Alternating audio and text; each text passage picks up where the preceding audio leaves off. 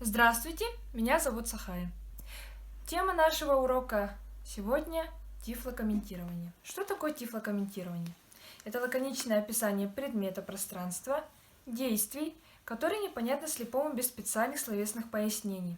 Данный термин был применен впервые в 1978 году. Что удивительно, на Западе это понятие объясняется как аудиодескрипция, но они складывались параллельно друг от друга и развивались в разных плоскостях. Оно делится на два типа – подготовленное и горячее. Что такое подготовленное к тифлокомментированию?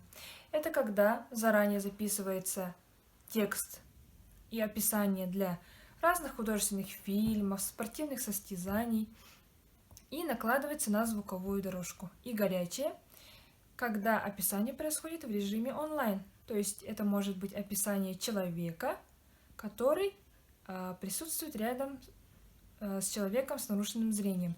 И тот объясняет ему, вот сидя рядом с ним, происходящее на экране, либо на сцене. Сказала, тифлокомментированию поддаются фильмы и спортивные состязания. Но также могут быть это театральные представления, концертные представления, цирковые представления, а также выставки в музеях. Но сложнее всего для восприятия лиц с нарушениями зрения все же остаются достижения киноискусства. До того, как не было звуковых фильмов, а люди смотрели на них немое кино, они вообще не были доступны людям с нарушением зрения. Но в 30-е годы 20 века, когда все-таки появляются озвученные фильмы, люди стали больше и чаще посещать кинотеатры. Они могли сложить картинку о фильме при помощи игры актеров, их речей и сюжетного построения. Но, к сожалению, всевозможные немые сцены, невербальный звук, обманные действия героев часто исключали возможность составить для себя законченное представление о событиях, о героях, ну и, конечно, что печально, о самом фильме в целом, если кто-нибудь ему не объяснял. Ну и давайте посмотрим, как это может быть выглядеть на примере. А скажи, пожалуйста, это его жена убежала, да? Нужно следить за вещами. Такая дорогая.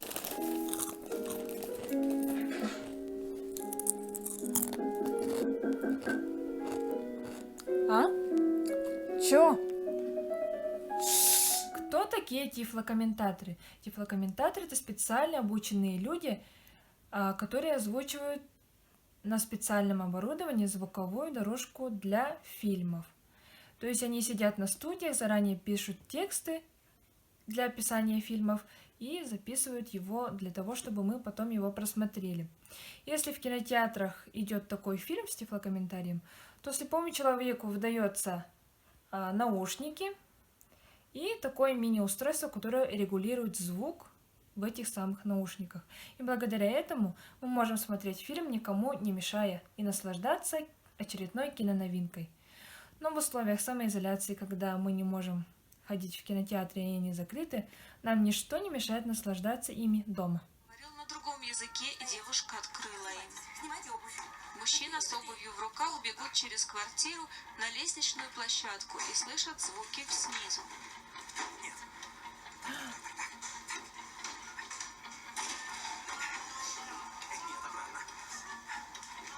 Они бегут вверх. Тифлокомментаторы проходят обучение в институте Реакомп в городе Москва. Таким образом, на данный момент обучение прошло 4 группы профессионально квалифицированных тифлокомментаторов.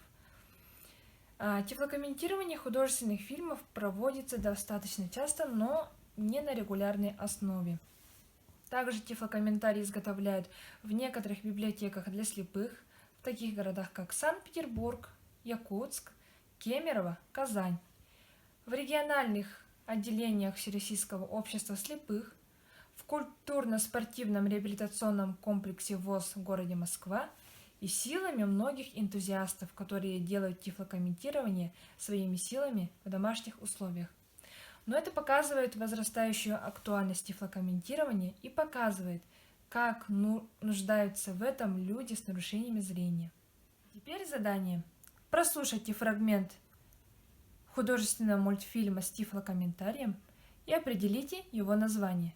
Всем пока! Облачко золотой пыльцы. Он летит! Он летает! Болтать может! А, дошло! Я парящий-говорящий! Ты, может, видел Карлсона или Питера Пэна, но вот порхание осла ты не видал! Ха-ха! Осел начинает медленно снижаться. За ним! Увернувшись в плотный поворотливых стражников, в доспехах осел, часто перебирая короткими ногами, бросается в лес. У осла серый шерсть, черные гривы, кисточка на хвосте, длинные уши и большие живые глаза. Осел с разбегу утыкается головой в спину тролля, испуганно садится, опустив уши. Видя приближающийся отряд стражников, осел прячется за спину тролля. Завидя тролля, стражники останавливаются. Эй ты! Великан! Да, По приказу лорда Фаркуада я обязан арестовать вас обоих и припроводить в предписанное вам место ссылки. неужели? А селенок хватит? Тролль склоняется над дрожащим стражником, побросав щиты и копья, стражники убегают, осел показывает им след язык. Тролль разворачивается и уходит. Его нагоняет осел.